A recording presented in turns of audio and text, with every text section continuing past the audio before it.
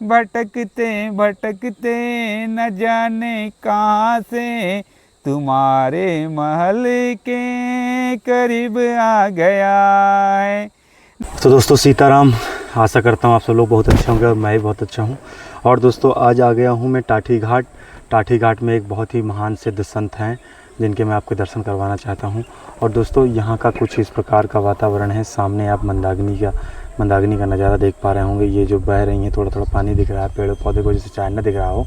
तो दोस्तों ये मंदाकिनी है जो बहुत ही अच्छी स्वच्छ तरीके से बहती हैं। ये हमारा बैग में सामान है, इसको हम ले लेते हैं। उसके बाद देखिए महाराज जी की कुटिया ये कुछ इस प्रकार की बनी हुई है और यहाँ से हमें ऐसे जाना है और देखना है महाराज जी हैं कि नहीं हैं। देखिए यहाँ पे श्रद्धालु भी बहुत ज़्यादा आए हुए हैं। देखिए यहाँ पे जो है कुछ इस प्रकार की कुटिया है महाराज जी की। सीताराम महाराज जी। महाराज जी नहीं हैं, महाराज जी शायद पंगत में चले गए।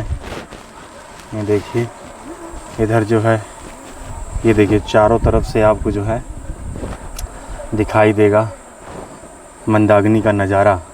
बहुत ही अति सुंदर नज़ारा है ये देखिए महाराज जी शायद भंडारे में हैं या मंदाकिनी में कहीं चले गए हों शायद, क्योंकि मंदाकिनी साइड भी चले जाते हैं महाराज जी बैठ करके पूजा भजन साधना ध्यान करने के लिए। तो हो सकता है कि वो वहाँ भी चले गए हों। हम थोड़ा सा इंतज़ार करते हैं और यहाँ से घूमते हुए जाएंगे। हमको मिल जाएंगे तो उनके दर्शन ले लेंगे और उनको सामान सामग्री पहुँचा देंगे।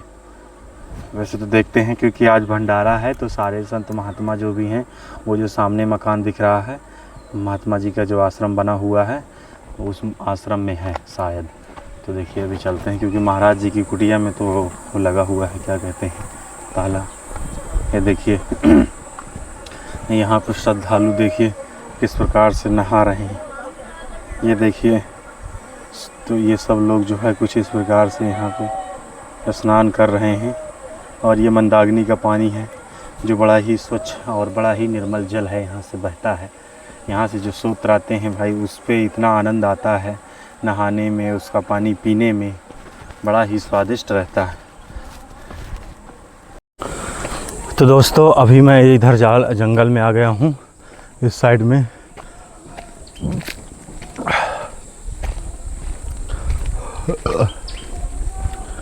या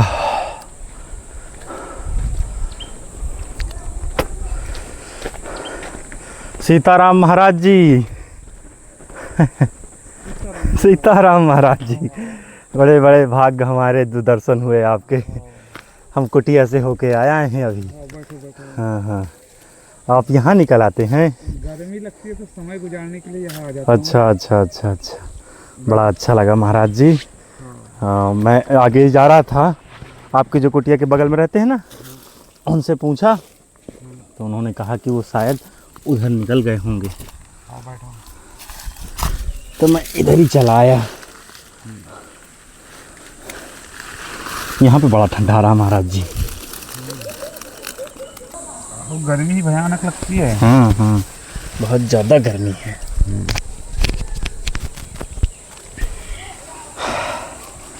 तो दोस्तों हमको महाराज जी मिल गए यहाँ पर। यहाँ पे आराम से भजन साधना कर रहे थे बैठे हुए। और महाराज जी कुछ पुस्तक भी लिए हुए हैं। हाँ, कौन सी पुस्तक है महाराज जी? यह पुस्तक ग्रामर की है यार। अच्छा अच्छा, ग्रामर। और इसमें ऐसी परिभाषा दिया है ग्रामर की कि इसको पढ़ने के बाद में हर स्टूडेंट CLT का टीचर बन जाए। अच्छा अच्छा, पूरी परिभाषा सहित लिखा है लिखने वाले ने, और ये विदेश का है। अच्छा अच्छा। और यह पुस्तक है शायद बिहार और झारखंड स्टेट की है। अच्छा अच्छा। आखिर विदेश के व्यक्ति को कलम उठाना पड़ा और लिखना पड़ा। अच्छा। और ऐसा लिखा है कि विद्यार्थी को अगर जम जाए तो वह फर्राटेदार अंग्रेजी बोल सकता है। अच्छा महाराज जी। जब मैंने देखा कि ऐसा जो लिखने वाला है, और टोटल इसमें पूरा ग्रामर ही ग्रामर है, इसमें एक भी पार्ट नहीं दिया है, एक भी पार्ट नहीं है। टोटल क्यों कैसे बोला जाता है, चूँकि ताकि किंतु। ये पुस्तक सन 2000 में नहीं थी जब मैं 8वीं में था। अच्छा अच्छा। इस तरह से लगा मुझे कि ये लिखने वाले ने जो लिखा है, अच्छा, वो पूरे ब्रिटेन इंग्लैंड की जानकारी नॉलेज को पा कर के लिखा है। अच्छा। काश ऐसी पुस्तक पूरे भारत में छप जाए।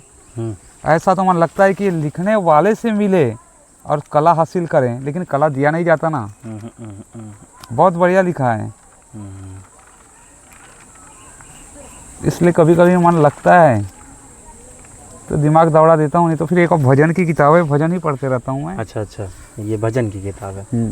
अच्छा, इसमें कैसे भजन, मतलब? ये भजन है। अच्छा अच्छा। लिखा है किसी लिखने वाले ने अक्षर को जोड़ करके, लगता तो है कि है उसके अंदर में भी दम जिन्होंने लिखा है। लेकिन कौन आज के ज़माने में भजन पढ़ते हैं? फिल्मी दुनिया में रामायण देखता कौन है? सही सही महाराज जी, आरती भजन सब हैं इसमें। हाँ, आरती से राम लक्ष्मी जी की बहुत अच्छा लिखा हुआ। कोई अच्छे सा भजन सुना दीजिए जो अभी आपने पढ़ा हो या पढ़ते हुए आपके मुख से एक अलग ही वाणी निकलती है। क्या सुना है इसमें? जो आपको अच्छा लगे जो आपको अभी तक पढ़ने में अच्छा लगा हुआ हो। मुझे सभी अच्छे लगते हैं, लेकिन उसका अर्थ निकालने में ही काफ़ी समय लग जाता है ना। अच्छा अच्छा। लिखने वाले ने तो लिखा है, लेखक ने, लेकिन जो एक दोहा होता है, एक भजन जो होता है, उस एक भजन का पूरा पूरा सार निकालने में एक जो ज्ञानी होता है, जैसे अपन 250 ग्राम अगर भोजन पका रहे चावल, तो उसको पकने का समय होगा 45 मिनट। हम 45 मिनट के पहले अगर कहेंगे कि पक जाए तो ऐसा नहीं होता। वह 45 मिनट तक लगेगा पकने का समय, प्लस वह कितने समय तक खाने योग्य रहेगा, 3 घंटा 6 घंटा 7 घंटा ऐसा निश्चित है। उतना समय इसके एक दोहा को निकालने के लिए मैंने पूछा किसी ज्ञानी से। अच्छा। कि एक जो दोहा है, एक भजन है, उसके अर्थ को अगर लिखने वाले ने लिखा है तो फिर उसका अर्थ निकालने के लिए यार मेरे को तो जमता नहीं। उन्होंने बोला महाराज, एक भजन का, एक दोहा का जो अर्थ है उसको पूरा पूरा सारांश से रट करके याद निकालना, उसके अर्थ को समझने के लिए परिपूर्ण ज्ञानी को लगता है बोले 42 दिन। बहुत दिन लगता है महाराज जी। 42 दिन के बाद में उसका अर्थ निकल जाता है। अच्छा। 42 दिन के पहले अगर निकालोगे तो उसमें अभाव है। अच्छा। इसीलिए तो जज बार बार पेशी देता है। एक बार में पढ़ने के बाद में 2 व्यक्तियों का झगड़ा है तो समझ में आ जाता है पेशी देने का अर्थ क्या है। भाई आपके सामने 2 व्यक्ति खड़े हैं, गुनहगार कौन है तो पहले ही बार में समझ में आता है। फिर उनको पेशी देते हैं। 20-20 साल न्याय होता ही नहीं। क्यों? क्योंकि कोई ना कोई मुद्दा, कोई ना कोई जज भूलते जाते हैं। समझ में तो आ जाता है लेकिन वो पेशी देते हैं। वैसे इस भजन का अर्थ निकलता है कि एक कोई वाक्य जो लिखा है, उस वाक्य का पूरा सारांश से इस अर्थ को जानना एक ज्ञानी को 1.25 महीना लगता है। अच्छा। लगता भी होगा ना? लगता होगा महाराज। तो फिर आप कहिएगा कि गीता में जो 1618 अध्याय है, तो एक दोहा को 1.25 महीना लगता है, यानी 42 दिन लगता है। एक जो अर्थ है दोहा, उसका 1.25 महीना लगता है, 42 दिन। तो पूरे महाभारत में कितने 6000-7000 दोहा है। फिर गुना करो 1 महीना से, एक दोहा को 1 महीना, दूसरे को 1 महीना, तो फिर 20,000 दोहा का सारांश अगर लिखना चाहोगे तो फिर 7 जन्म यहाँ आना पड़ेगा। गीता में इतने सारे लिखे हैं, फिर जानेगा कौन? है ना बाबा जी? मानने लायक बात है। बिल्कुल बिल्कुल बिल्कुल। पृथ्वी पे कई देश बसे और कई सिटी, क्या मनुष्य जिंदगी भर भी घूमेगा तो पूरी पृथ्वी नहीं घूम सकता? नहीं घूम सकता, नहीं, पूरी जिंदगी घूम नहीं सकता। हाँ, उसी तरह उसका अर्थ नहीं निकाल पाते। लिखने वाले ने तो लिख दिया है, लेकिन उसके अर्थ बड़े भारी भारी है। महाराज ये भजन आप सुनाने का कृपा करेंगे, मुझे अच्छा लग रहा है। यहाँ पे लिखा है श्याम तेरी बंसी। श्याम का मतलब होता है श्री कृष्ण, तेरी बंसी, बंसी का मतलब होता है बांसुरी। श्याम तेरी बंसी पुकारे राधा नाम, लोग करे मीरा को यूं ही बदनाम। क्योंकि मीरा कितना कन्हैया को चाहती थी, ये लोगों ने उसको नहीं जाना था। उसे पगली कहकर लोगों ने संबोधित कर दिया कि ये पगली क्या करेगी, एक पगली क्या बताएगी। लेकिन भगवान श्री कृष्ण को मीरा जी ने इतना चाहा कि उतना राधा रुक्मणी सत्यभामा ने भी नहीं चाहा। अंत समय में भगवान श्री कृष्ण को अपना रूप दिखाकर श्री कृष्ण बनकर के मीरा को दर्शन देना पड़ा। सच इतना अगर प्यार आज भी कोई कृष्ण से अगर करे तो उसे भगवान दर्शन दे देंगे। इस पृथ्वी पे मीरा इतना प्यार भगवान श्री कृष्ण से किसी ने नहीं किया। जब मैंने बड़े बड़े शास्त्र पढ़ा, वेद पढ़ा, तब देखा मैं कि मीरा का जन्म कहाँ हुआ था। मीरा का जन्म हुआ था राजस्थान के पावन भूमि में। अच्छा। शायद मेवाड़ गांव होगा। अच्छा, मेवाड़। हाँ, यहाँ पे राजस्थान में जन्म लेकर के वह भगवान श्री कृष्ण को इतना मान ली कि उसके ससुर ने जब उसके पेटाड़ा में नाग भेजा तो उसने हाथ डाल दी और विष घोल कर दिए तो पी ली, फिर भी विष से वह मरी नहीं। हम मर्द होकर के सामने वाले महात्मा को देखते और बैठते, उनकी दाढ़ी, उनके मूछे, उनका रंग रूप देख करके तो हमको भी भय लगता है। मर्द होकर हम मर्द को भयते हैं, वो नारी कैसी होगी जो सत्संगों में साधु के बैठ गई। लगता है यार, बहुत हाँ। ताकतवर। फिर बहुत उन्होंने ही लिखा है कि श्याम तेरी बंसी पुकारे राधा नाम, लोग करे मीरा को यूं ही बदनाम। सावरे की बंसी को बजने से काम, राधा का भी श्याम वो तो मीरा का भी श्याम। जमुना की लहरें बंसी वट की छैया, किसका नहीं है कहो कृष्ण कन्हैया। लगता तो है यार कि वो भी हमारा भी भगवान है, आपका भी भगवान है। बिल्कुल बिल्कुल बिल्कुल ऐसा है श्याम का दीवाना तो सारा ब्रज धाम, लोग करे यूं ही मीरा को बदनाम। कौन जाने बांसुरिया किसको बुलाए, जिसके मन भाए वो उसी के गुण गाए। कौन नहीं बंसी की धुन का गुलाम। भगवान श्री कृष्ण जब बांसुरी बजाते थे ना बाबा जी, तो ये 3 लोक के देवता अपनी मीटिंग बंद करते थे, लेकिन उसकी आवाज में लीन हो जाते थे। ऐसा है 3 लोक, 3 लोक के देवी देवता सब जो है आवाज लगता तो सुन- है हम कोई विषय पे बात कर रहे हैं और सामने वाला अगर सुमधुर तरीके से अगर नॉलेज देता है तो हम कहते हैं तू चुप रह यार, उसकी सुनने दे, हाँ हाँ बिल्कुल। चाहे फिर क्यों ना वो झूठ बोल दे। अच्छा अच्छा अच्छा, सही सही। श्याम मेरी बंसी पुकारे राधा नाम, लोग करे मीरा को यूं ही बदनाम। सावरे की बंसी को बजने से काम, राधा का भी श्याम वो तो मीरा का भी श्याम। लगता तो है। और बाद में लिखा है किसी लिखने वाले ने कि अरे द्वार पालो कन्हैया से कह दो कि मिलने सुदामा गरीब आ गया है। भटकते भटकते न जाने कहाँ से तुम्हारे महल के करीब आ गया है। न सर पे है पगड़ी न तन पे है जामा, बता दो कन्हैया को नाम है सुदामा।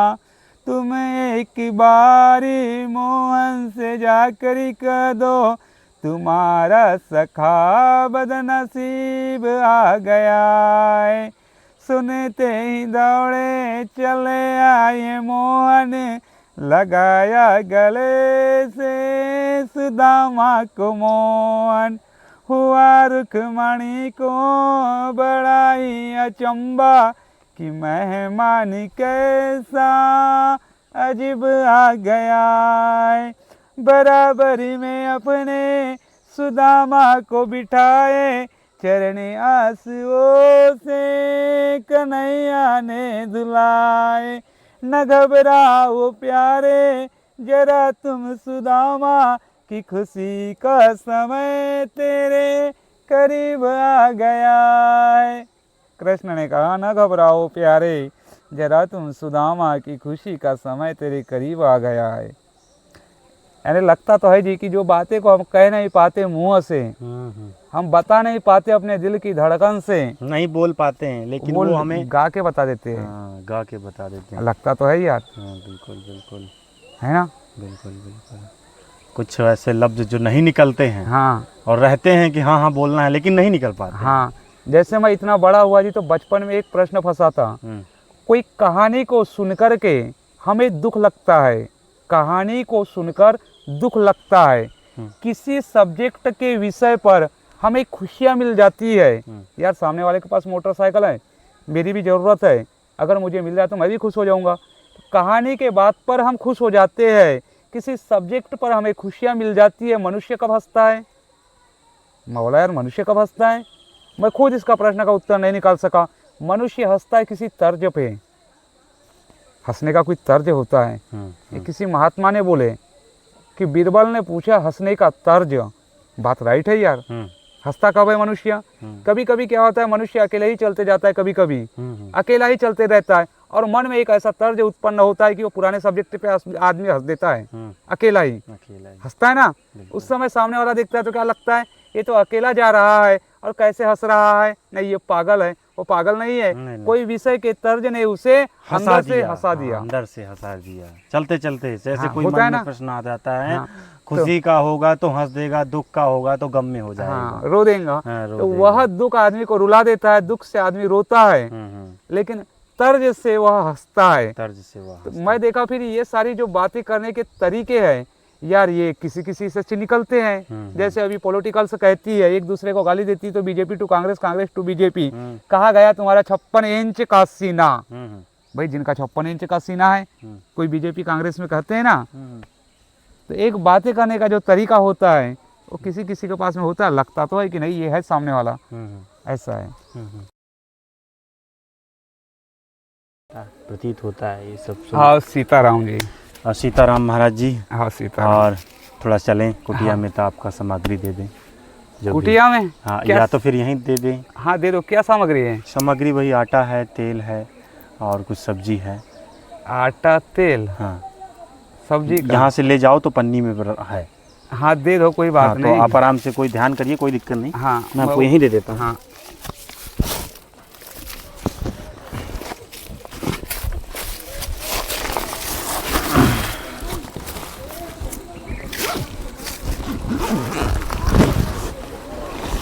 ये आपकी सब्जी है। हाँ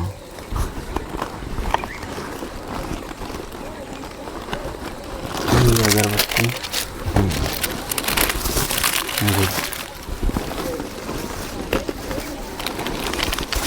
जी। हाँ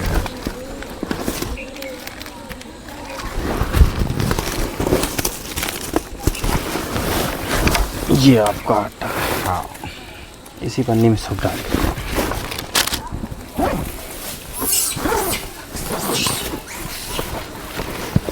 देखे रहना इन बंदरों को। यही घात करेंगे तो। वो कपड़े में बांध के रख लेता हूँ इधर, कोई बात नहीं। हाँ यार, मसाले की ज़रूरत भी थी अच्छा अच्छा। क्योंकि सब्जी में नहीं खाता मैं। चिवड़ा में ऐसा कच्चा पोहे का चिवड़ा में तेल नमक डालो, हाँ हाँ, उसमें अच्छा लगता है। आज देखा मैं है मेरे पास में, लेकिन बॉक्स में ढूंढने में समय नहीं मिला। अच्छा अच्छा। देखो बंदर आया महाराज जी। हाँ इसको बड़ी सुरक्षित रखना होगा। कन्हैया, हाँ इसको देखो, मैं वो वस्त्र खींचता हूँ यहाँ से। और अभी तो मैं हूँ, कोई दिक्कत नहीं। देखिए दोस्तों, बंदर तुरंत आ गए महाराज जी के सामान इनको देखते सेंट हुए। इतना चलता है, हाँ, वह सेंट से आते हैं जी। अच्छा अच्छा। अपन ने देखा इनको- सेंट बहुत ज़्यादा चलती है ना इनको, खाद्य सामग्री की, अच्छा अच्छा, इसलिए आ जाते हैं। तुरंत महक लगती है इसकी। और ये सुंदर सा नज़ारा आप देख पा रहे होंगे, मंदाकिनी का किनारा है। और ये पेड़ों की वजह से आपको शायद कम दिख रहा हो, लेकिन फिर भी आपको काफ़ी दिख रहा होगा। ये सुंदर सा नज़ारा है। इस सुंदर से नज़ारे में महाराज जी यहाँ पर बैठकर विश्राम कर रहे हैं। और यहीं पे जो है अपना किताबें हैं, भजन की हैं, और एक ग्रामर है, उसकी जो है अध्ययन कर रहे हैं। बड़ा ही सुंदर दृश्य रहा। और देखिए बंदर तुरंत आ गए हैं।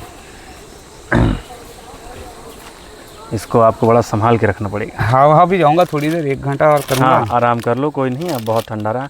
अब महाराज जी हम निकलेंगे और फिर आएंगे, फिर मुलाकात करेंगे। हाँ जी, हाँ सीताराम जाओ जी। बस भक्त लोगों का आशीर्वाद दे दीजिए। सीताराम। चलिए।